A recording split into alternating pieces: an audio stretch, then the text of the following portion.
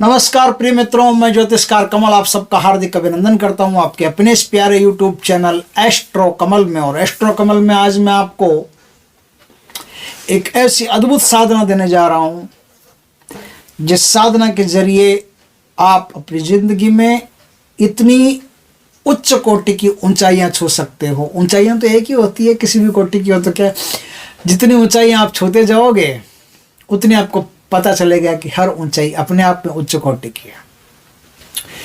तो उच्चतम शिखर अपनी जिंदगी में अगर प्राप्त करना हो तो आज जो मैं साधना बताऊं उस साधना की शुरुआत कर लेना।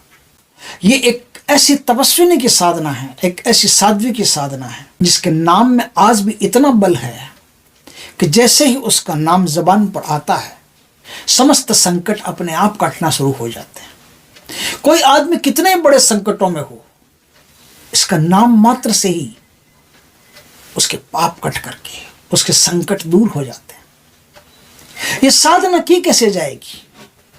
ये बहुत ही पवित्र, बहुत ही प्यारी साधना है। इस साधना का जो बेस बता रहा हूं उसको ध्यान से सुन लें आप, यह ना कहें कि वीडियो लंबा कर रहा है, खींच रहा है चुंगम। ये साधना पूर्ण ब्रह्मचर्य से की जाएगी और थोड़ी सी लंबी साधना, 51 दिन की साधना।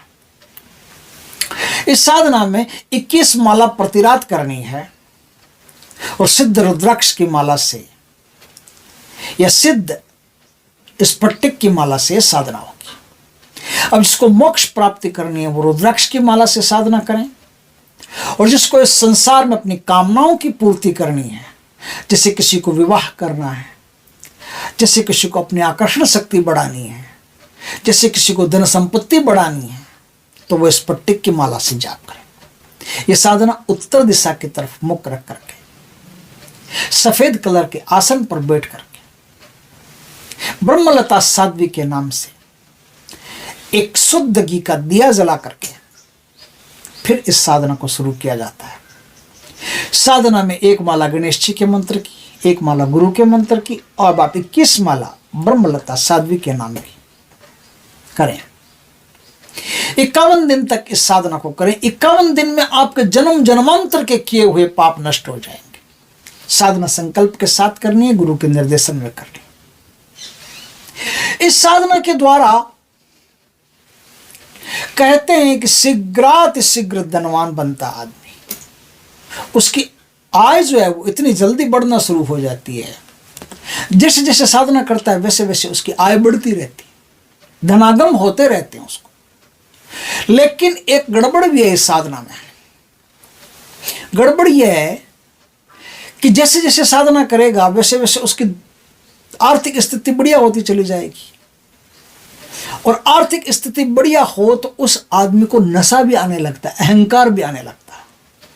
और अहंकार में वो किसी माता बहन का अपमान कर दे तो सारी साधना, सारी शक्ति गई। जो भी कोई इस साधना को करता है उसको बड़े ही विनम्र भाव रखने पड़ते हैं। उसको यदि कोई 2 शब्द बोल भी दे तो चुपचाप रहिएगा, शांति से निकल जाइएगा। आप किसी से झगड़ा न कीजिए, आप शांति से, बड़े प्रेम से इस साधना को कीजिए। साधना करने के पहले भी, साधना काल में भी और साधना के बाद भी आपको अपना स्वभाव विनम्र रखना है। अब कोई दुष्ट व्यक्ति यदि आपको परेशान कर रहा है तो उसे दंडित कर सकते हो। कई माताएं बहनें भी ऐसी है जो नाम मात्र की माताएं बहनें हैं, बाकी तो सुरफन खां की औलादें लगती है। ऐसे ऐसे मतलब घिनौने कृत्य करती है कि पूछो मत। अगर इस प्रकार से हो जाए तो सबसे पहले माँ ब्रह्मलता साध्वी से क्षमा मांगे कि माँ ये स्त्री नहीं है, निशाचरी है और मुझे इसके प्रश्नों का उत्तर देना पड़ेगा। उनसे क्षमा मांग करके फिर आप कदम उठाइए, फिर उसे दंडित कर सकते हैं, फिर उसके खिलाफ कार्रवाई कर सकते हैं, फिर उसको कुछ भी कर सकते हैं। लेकिन आपको अपने ध्यान में, जैसे गाड़ी में भी आप जा रहे हो, यदि बस में भी जा रहे हो और आपको कोई देखे प्रेग्नेंट लेडी हो, कुछ भी हो, तो आप अपनी सीट छोड़ दीजिए थोड़ी देर के लिए, उनको सीट दे दीजिए। क्योंकि प्रेग्नेंट लेडी है और खड़े खड़े जा रही है तो ये तो निश्चित है कि ज़्यादा दूर तो नहीं जाएगी, वो पास में जाएगी। खींच के 10 किलोमीटर 20 किलोमीटर जाएगी तो 10 किलोमीटर 20 किलोमीटर तक वो सीट आप अपनी सीट उनको दे दें। इस प्रकार से आप उनका सम्मान करते जाएं। कोई भूखी स्त्री आपको दिखाई दे, गरीब स्त्री आपको दिखाई दे, तो उस तक दूध, दही, कुछ भी खाने पीने की सामग्री उस तक पहुंचाने की कोशिश करें, माता समझ करके। क्योंकि इतना चमत्कार इस साधना में है कि पूछो मत। आपके 16 कुल के पितरों को तिरोहित कर देती है ये साधना। कुंडली में कैसे ही दोष हो, काल सर्प दोष हो, कुछ भी दोष हो, समस्त दोषों को समाप्त कर देती है। साधना 51 दिन तक अनवरत करनी पड़ती है।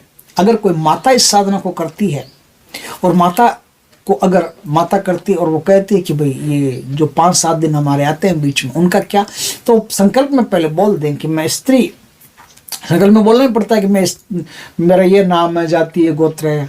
तो स्त्री हो तो अपने आप संकल्प में स्त्री आ ही गया, तो स्त्री आ गया तो आपको ये बोलना पड़ेगा कि मैं 5 दिन बीच में या 7 दिन बीच में जब भी इस अवकाश काल में रहूंगी तब मैं साधना नहीं कर पाऊंगी, उसके बाद में के दिन मेरे जोड़े जाए। तो आपको दिन तो एक कम नहीं करने हैं बराबर, लेकिन 5 दिन बीच में डिस्टेंस देकर के फिर बाकी के दिन बाद में शुरू कर सकते हैं।